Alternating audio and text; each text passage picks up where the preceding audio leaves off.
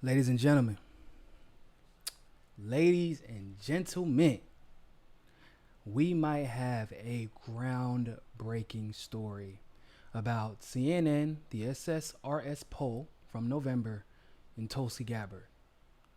Let's talk about it.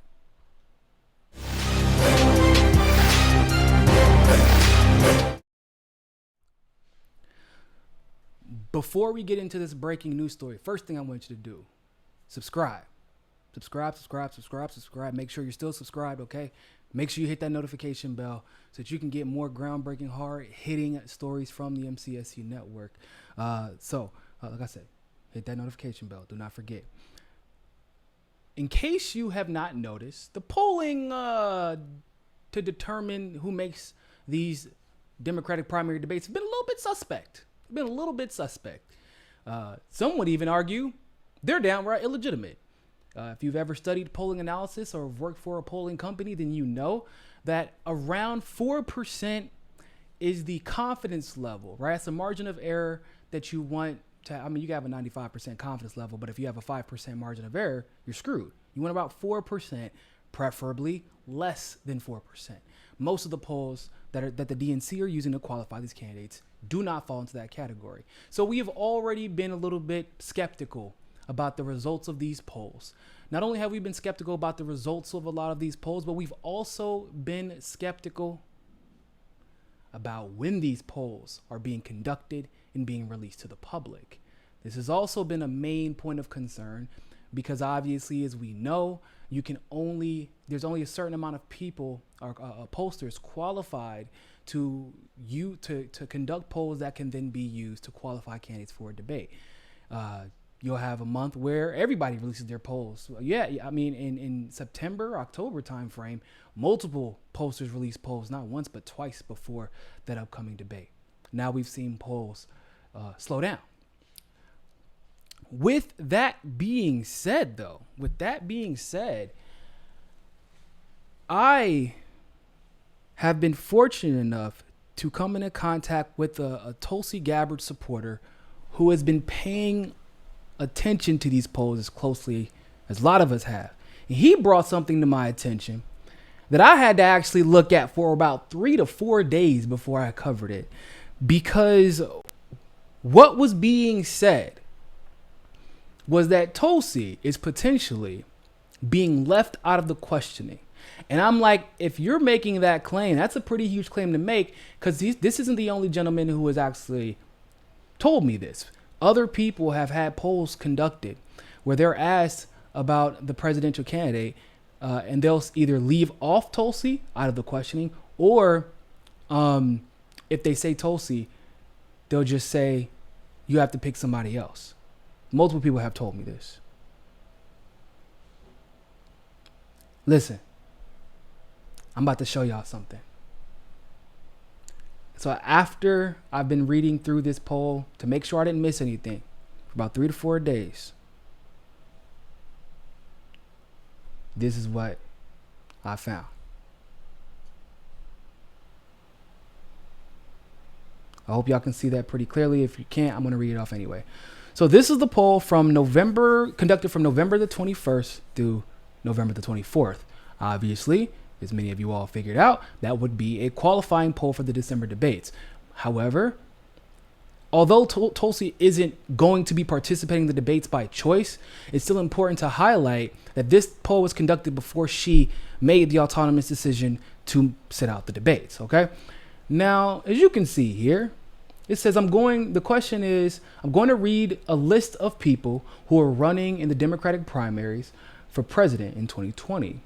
After I read all of the names, please tell me which of these candidates you would be most likely to support for the Democratic nomination for president in 2020, or if you would support someone else. All right. So you got Joe Biden, Bernie Sanders, Elizabeth Warren, Pete Buttigieg, Mike Bloomberg. Okay, cool. Kamala Harris, Tom Steyer, Andrew Yang. Okay. Cory Booker, Amy Klobuchar, Julian Castro. Michael Bennett has an asterisk by his name. Okay. Why? It's peculiar. Did he drop out? I don't think so. All right. John Delaney also has an asterisk by his name. Once again, super weird, a little bit peculiar. But let's continue. Tulsi Gabbard has an asterisk by her name. Weird. But let's continue. Then Deval Patrick has an asterisk by his name. And at this very moment, at that point in November, I don't think he had announced yet. I think he was still on the bubble. Or at least maybe even in between November 21st and 24th, he had announced, so they couldn't change the questioning. Then Marianne Williamson has an asterisk by her name. Here's where it gets a little bit more interesting. Now, maybe many of you are thinking, well, nobody answered the question, or so there was such a negligible amount of support that they just didn't put anything. Well, no, a negligible amount of support would be 0%. As you can see, they have for Bullock, they have for Joe Sistak, and they've put 0 before and have had absolutely no problem with it.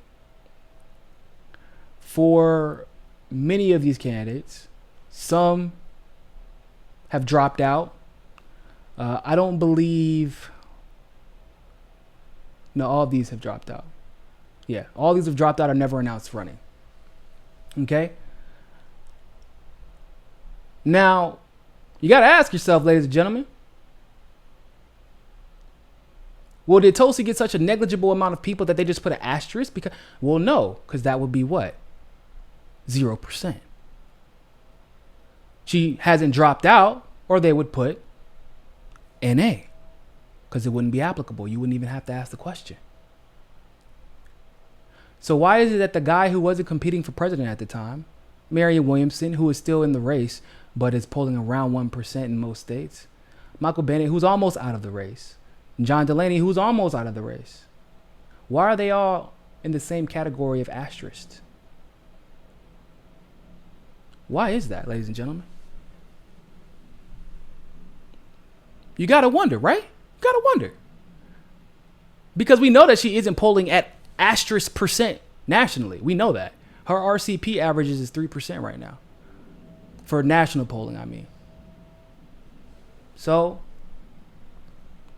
I decided to go through and look up other questions that maybe they just made a mistake there, right?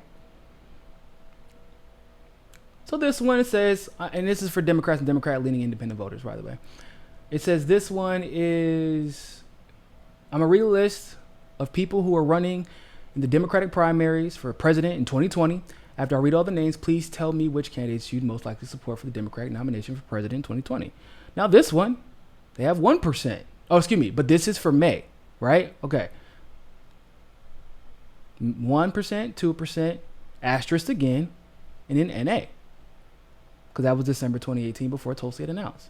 Why was it once again in March there was an asterisk by Tulsi's name?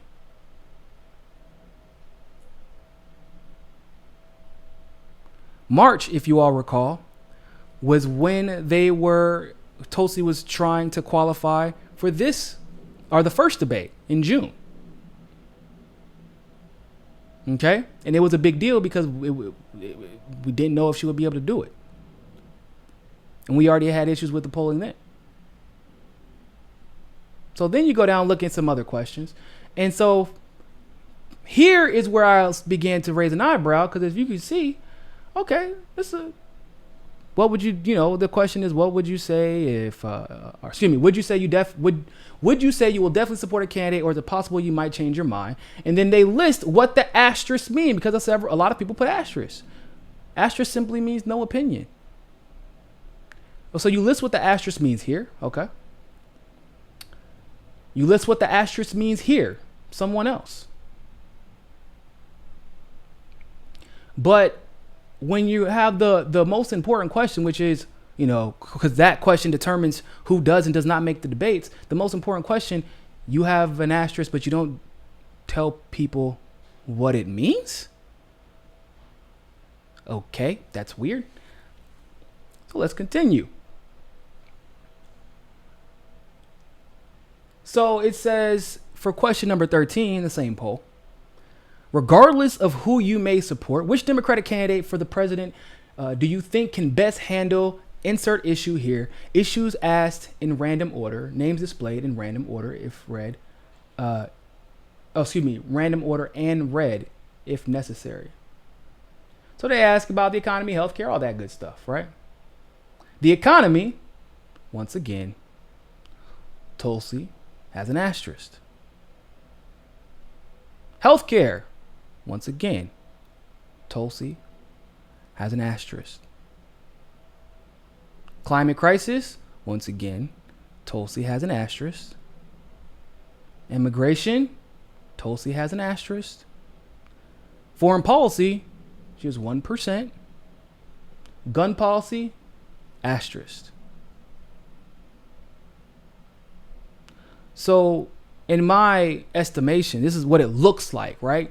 What it looks like to me, knowing and understanding how these polls work and what the clear motive seems to be here, it looks like to me that they chose foreign policy because obviously this is what she campaigns on. She is undoubtedly the best to handle foreign policy.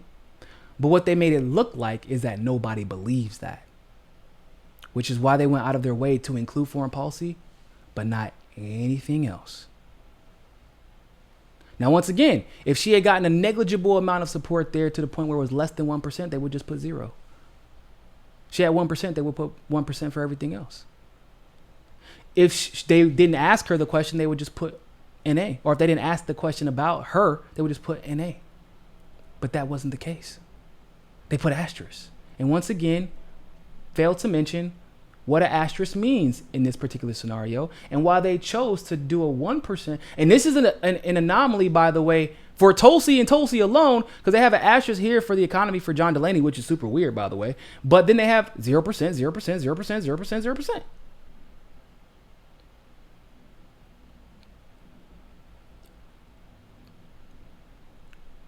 Okay? So then for Marianne Williamson, a similar situation, not exactly the same, but the economy, why? What is that? You didn't ask her? Ask anybody about how you feel about Marianne Williamson in the economy? Healthcare, you have her at 1%. They're casting doubt, it looks like. See, asterisk on climate, asterisk on immigration. And I would say that she's one of the best candidates on immigration, by the way.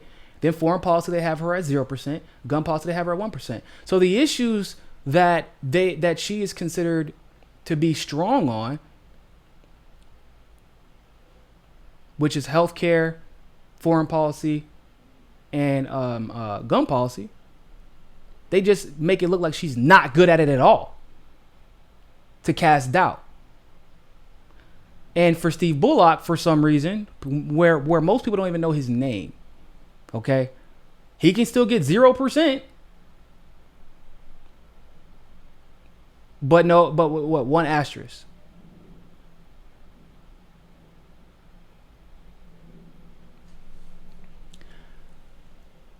So they're claiming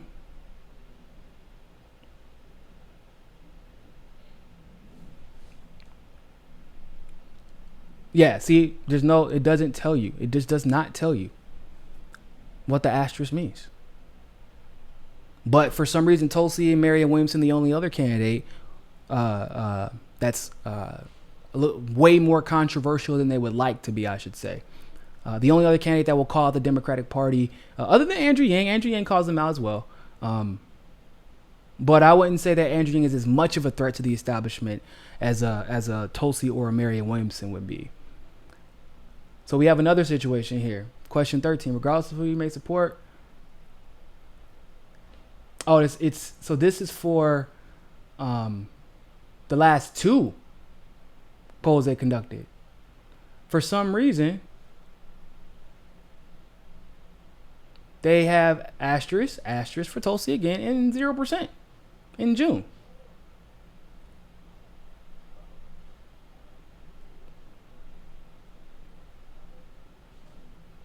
Tulsi again.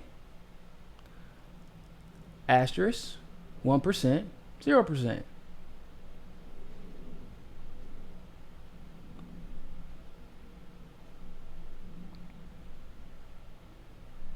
Let's see if I can find the other question that I saw.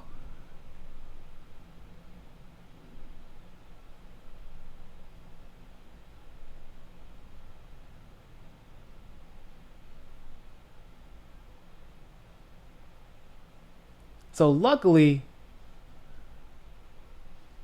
they had her in this particular poll, right? But this was also the damning poll. This was the damning question that led me to believe that they're not asking her. They're leaving her out as if she is not participating in the presidential primary. So this question asks to Democratic and Democratic leaners. Inexplicably, they only asked 314 people. Don't know why. When the last question was 400, but whatever. Regardless of who you may support, which candidate do you think did the best job at the debate? So November, Tulsi participated. They said 2%, Tulsi Gabbard. October, asterisk. Why? Why is there a asterisk by October? Out of curiosity, do you all know? I can't figure it out. Because if I recall, and let me verify this before I put my foot in my mouth.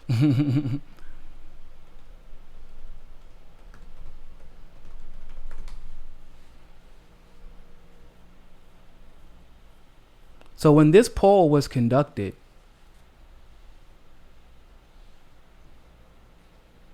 it was November 21st to the 24th. And then the October poll was October 17th to the 20th. Now, let me see when the debate actually was.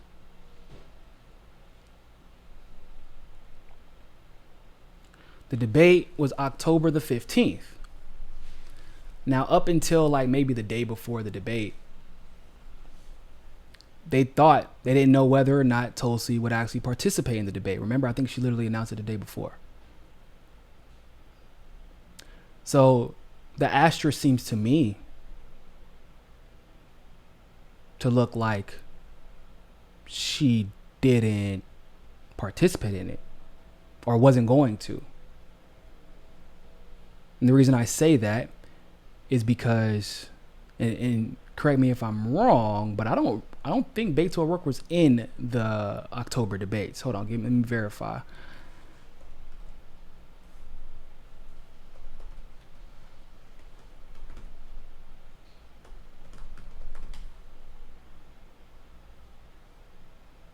Okay, no, that was the last debate that Beto O'Rourke was in. But he was on the way out. But then once again, you got to ask,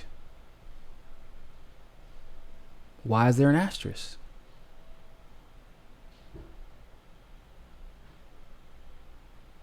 Why is there an asterisk?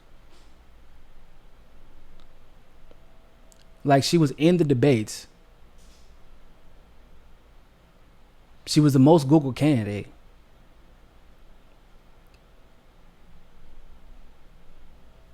Why is there an asterisk? If it was negligible, once again, Julian Castro, 0%. It would be 0%. If they thought she didn't do well at all, she would just have a 0%, ladies and gentlemen, but they have an asterisk. Huh.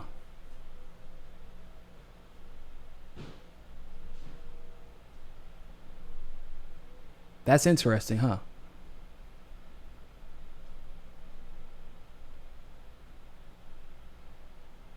And then, so they have an asterisk. They asked 314 people for that question, I want to say. Is that what they said? 314 people that asked for that question to Democratic and Democratic leaners. So why is it, regardless of who you may support, in the same poll, they asked 431 people? You want to give me the explanation for question 13, you asked 431 people, but question 14, you ask was it 430? Oh, excuse me, question 15, 2 questions later, you just randomly dropped down to 314 people? What is the explanation for that? And mind you, ladies and gentlemen, they say that they had a 95% confidence level of 3.7 margin of error 3.7% margin of error. But how can you say you have a 3.7% margin of error when one question you ask 413 people, and then the next question you ask 314 people with no explanation? And they tell you to go to their website. They tell you to go to their website and you can find it. Oh, you can look for it there. We'll give you more information. Guess what? You can't find this poll on their website. You cannot find this poll on their website. I challenge you, go look for it. I had a blast. You can find other polls. You can find polls from October. You can find polls from September. You can even find a recent California primary poll from December. But you're not going to find this poll. I contacted them. No comment. No response.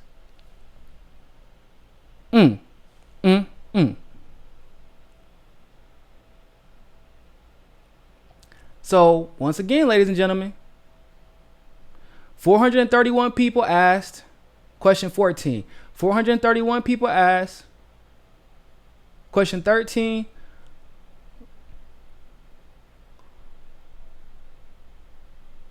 Hold on. Gotta scroll up. Question 11. 431 people asked. What question is this? Question 9.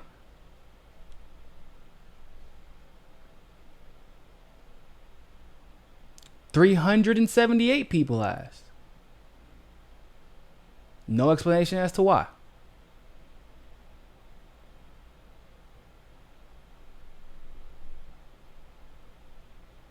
Then the Democratic primary question number 1, 431 people asked. So if you're asking 431 people a question about the Democratic primary, listing all the candidates, why would you then, in another question clearly about the Democratic primary, specifically about the Democratic primary debate, why would you only ask 341?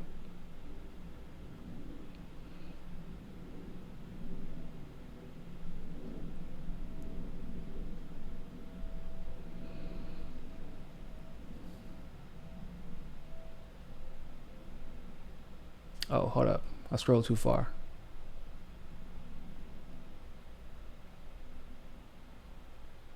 Question 13.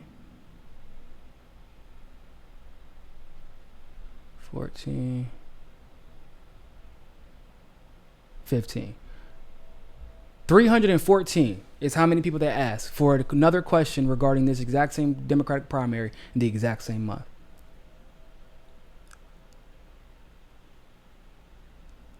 Do you think that is a coincidence, ladies and gentlemen? Do you think that it is a coincidence that there's an asterisk by the name of the person who got Googled the most in the October debate, and then a 2% by the most Googled candidate of the debate? Twice. She's been most Googled candidate for every debate she's been a part of.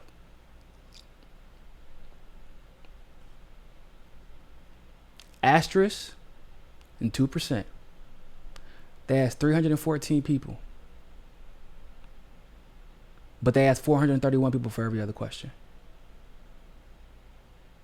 Isn't that interesting? Now, I've long held the belief that the reality of the situation is, if you look at these polls, areas where you would expect Tulsi, for example, to do very well, all of a sudden the amount of people that are asked that question drop, and or you see a disproportionate number of people who all of a sudden don't have an opinion, even though they've had an opinion in every other part of the poll, including other Democratic primary questions. So once again, in this particular part of this poll, like we've seen in others, where they're asking about the debates, we know that Tulsi was the most Googled candidate during the debates, both in October and November. People felt like she performed very well. She was trending all over Twitter. She was trending on Facebook. She was even trending on Google. Okay. What did I just say? You saw a lower number of people asked in a poll, excuse me, that you would expect hosts to do well in, and then there's a disproportionate amount of people who all of a sudden have zero opinion, even though they've had opinions on other parts of the poll. Oh, what a surprise! 19% of people all of a sudden don't have an opinion about who did the best.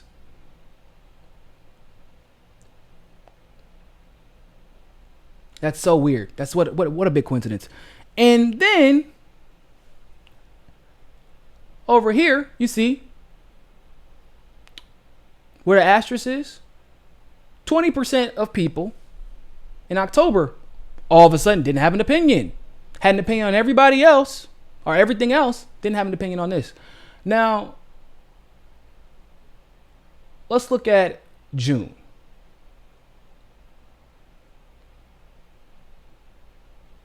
Here, they say that 17% of people did not have an opinion. Why? How? So right here it says Tulsi Gabbard, 1%, where she was the most Googled candidate of that debate. It says here that Kamala Harris did the best, which I don't think anybody believed. 41%. Now, for those of you who do not know, what makes all of this much more suspect is that CNN was in the tank for Kamala from the very, very beginning.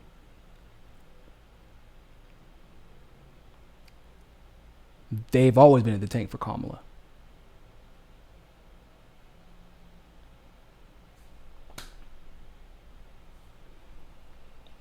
So, you gotta wonder, people. You gotta wonder what these asterisks mean. And also, you have to wonder why the hell they're not responding. They haven't responded to phone calls from myself or the other gentleman who gave me this information, who caught this. They haven't responded to emails. I was very clear about who I am and what I do. You know, it was cordial. I was nice about it, but I was like, hey, we need this information. And I listed the candidates that they had, the candidates' names that they had asterisks by. I said, hey, can you just give a brief explanation as to why you have asterisks by their names?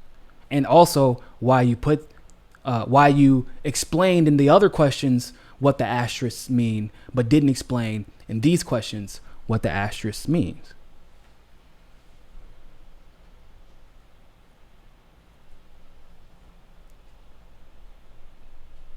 Essentially, you're seeing a situation, in my humble opinion, where they're trying to dictate the outcome of this election via polling once again. The good news about this is, obviously, Tulsi was not trying to qualify for the December debates. She said she just is not doing it. She wants to campaign. Here is, oh, by the way, just real quick, I want to make sure I'm not crazy. Okay, yeah. So here's the methodology. More methodology, they say.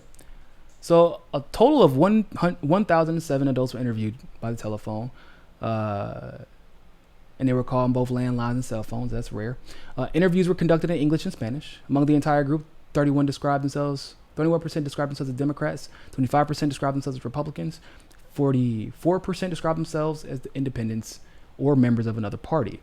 All respondents were asked questions regarding basic demographics, et cetera, et cetera, et cetera. Now here's the part that I want you to pay attention to.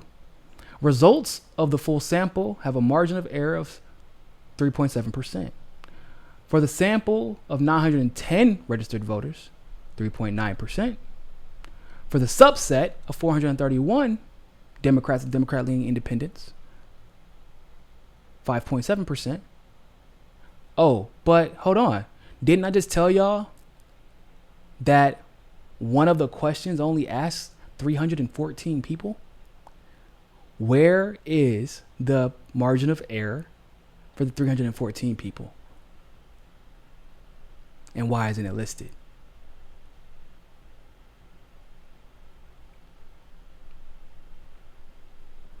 Ladies and gentlemen, at the bare minimum,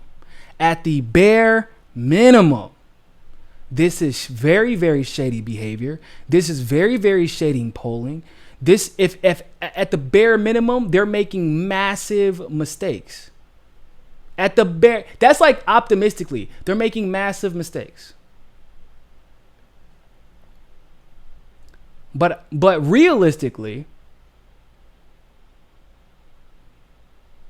they're probably trying to keep Tulsi off the debate stage. It's right here. Regardless of who you may support, just another random question. Regardless of who you may support, which Democratic candidate for president do you think can best handle the economy? The total of people. The total. Asterisk. Man, that's a super high total.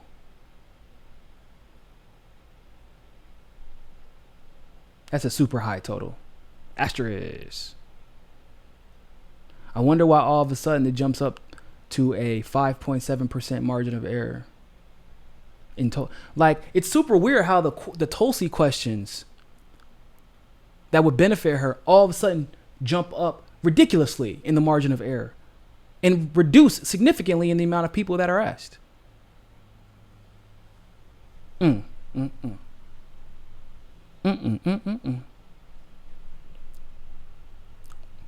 moral of the story is, ladies and gentlemen, there's no such thing as coincidence in politics. And this is a little bit longer than I wanted it to be, but I wanted to be very clear about how many discrepancies we've seen in this poll, how it matches discrepancies we've seen in other polls. And I think most importantly, just how little things that if you're not paying, because I didn't even catch this first. Somebody else caught it and told me. Little things they'll do to manufacture consent for or against anybody. One question, they'll say, it's 431. It's 431. If you read the methodology, guess what you would think for those questions? Oh, it's all of those questions are going to be 431 people. That's what you would think, right? Except for that one question that would benefit Tulsi the most, which is who performed the best during the debate.